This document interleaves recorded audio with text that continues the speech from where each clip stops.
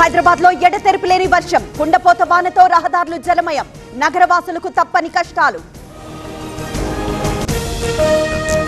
ములుగు జిల్లాలో విస్తారంగా వర్షాలు, మేడారంలో 10 సెంటీమీటర్ల వర్షపాతం, గోదావరికి పోటెత్తిన వరద. గతంలో చిరంజీవిని జగన్ అవమానించారు. మెగాస్టార్ ను కలిసేందుకు ఇష్టపడలేదు. చిరంజీవి నిలదీయడంతోనే జగన్ దిగొచ్చారన్న కామినేని వ్యాఖ్యలను తప్పుబట్టిన బాలకృష్ణ, చిరంజీవి గట్టిగా అడిగారన్నది అబద్ధం, ఎవ్వరూ గట్టిగా అడగలేదన్న హిందూపురం ఎమ్మెల్యే. తనను ఎవరూ అవమానించలేదు. సీఎంను కలిసేందుకు బాలకృష్ణకు ఫోన్ చేస్తే అందుబాటులోకి రాలేదు. వివాదంపై చిరంజీవి ప్రకటన. మళ్లీ బీఆర్ఎస్ గూటికి కోనేరు కోనప్ప, ఎర్రవల్లి ఫామ్ హౌస్ లో చేరిక, కండువా కప్పి ఆహ్వానించిన కేటీఆర్, హరీష్ రావు. తెలంగాణ ప్రభుత్వ చేతికి హైదరాబాద్ మెట్రో రైల్, నిర్వహణ నుంచి తప్పుకున్న ఎల్ఎన్టీ, 13,000 కోట్ల అప్పును టేక్ ఓవర్ చేయనున్న సర్కార్.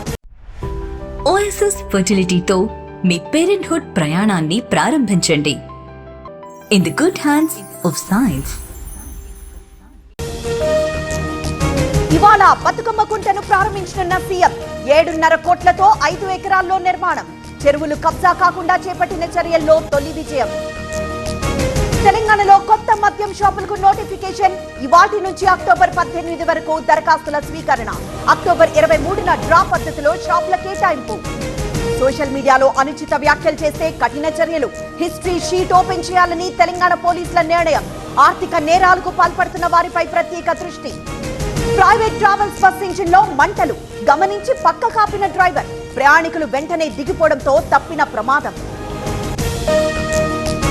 ములుగు జిల్లాలో విస్తారంగా వర్షాలు, అడవిలో చిక్కుకున్న పశువుల కాపర్లు. సురక్షితంగా ఒడ్డుకు చేర్చిన పోలీసులు, ఎన్డీఆర్ఎఫ్ సిబ్బంది. ఎల్లంపల్లి గేట్లెత్తి దిగువకు నీటి విడుదల. గోదావరి పరివాహక ప్రాంత ప్రజలు అప్రమత్తంగా ఉండాలి.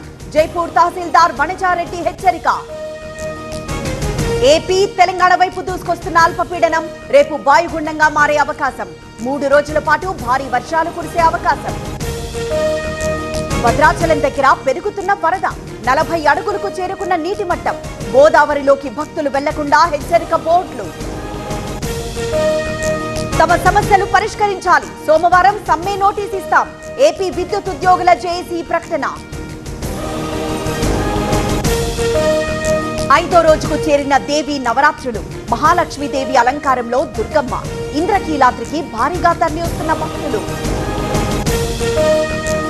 సుగాలి ప్రీతి కేసు సిబిఐకి ఏపీ ప్రభుత్వం ఉత్తర్వులు. నిందితులకు శిక్ష పడాలనుకుంటున్న కుటుంబీకులు. ఆసియా కప్ లో ఫైనల్ కి చేరిన పాకిస్తాన్. బంగ్లాదేశ్ పై 11 పరుగుల తేడాతో విజయం. ఎల్లుండి భారత్ తో తలపడనున్న పాక్.